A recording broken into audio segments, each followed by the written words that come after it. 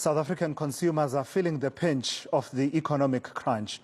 DebtBusters warns of an increase in demand for debt counselling, with an estimated 17% more people seeking assistance. Let me say that again, that's 17% people seeking assistance, 17% more. It says consumer debt has been deteriorating. For more on this, I'm joined by Benay Sega, who is the Chief Operating Officer of DebtBusters. Thank you for joining me. So just in terms of the overall picture, it seems encouraging at one level that more people are seeking, assistance in managing their debt. That says they are being proactive, but at the same time, you are saying the picture has not improved. In fact, it has deteriorated. Give us a sense of how the picture has deteriorated. Yeah, thank you. So as you rightfully say, it is good that more consumers are seeking assistance before, their debt situation deteriorates. And we also see that, in our industry, in debt counseling, many more people, 6 times more people are graduating successfully, getting their clearances. But when we look at the incoming cohort of consumers, I'm afraid their income and debt situation doesn't look very good. So let me just give you the highlights. We look at incomes every quarter for consumers who apply to DebtBusters. We also look at their debt levels. So from an income perspective, when we compare to the incoming cohort this year to 2016, there hasn't been any nominal income growth. So what that means is, in real terms, in terms of what people are taking home, they are, when you factor in inflation, they are 24% poorer compared to the cohort 5 years ago. I mean, that's not really great news for the South African consumer. And unfortunately, what that means is, to make up for the shortfall in terms of the income growth, a lot more people are having to borrow money to support themselves, to support their families, and so on. And there we see significant increase in terms of unsecured debt, and to the extent that on average, those debt levels are 25% higher than what they were in 2016. And with some earning, taking on more than 1,000 rand, those debt levels were even almost 60% higher compared to a few years ago.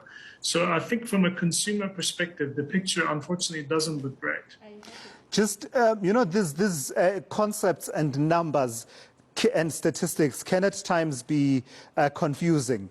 Just highlight for me once again that picture that has to do with the income situation. You are saying that South Africans are 24% poorer than they were in 2016, or are we back to levels where we were in 2016? Just clarify that particular aspect for me quickly.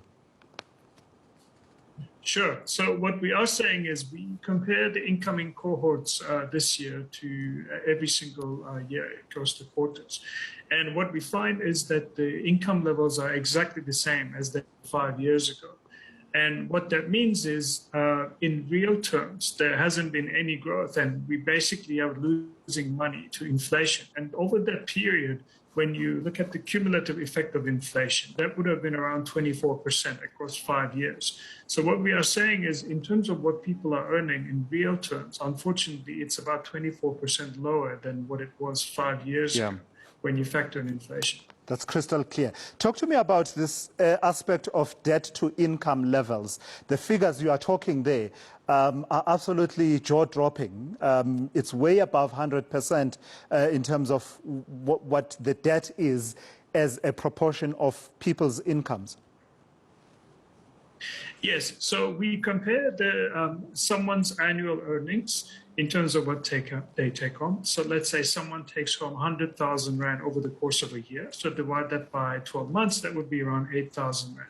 We also look at their total debt level. And in this case, what we're saying is, if you are taking home 100,000 rands in a year, meaning you're taking home roughly about 8,500 per month, that your total debt is around 116,000 rand when you put all of your debt together. Now, for consumers who are taking home 20,000 rand or more, this ratio is not 116 to 100, but it's actually almost 1.5 times. For those taking home about 240,000 rand or more per year, their debt is around 350,000 rand in total. So we've definitely seen an escalation in terms of the debt levels compared to a few years ago.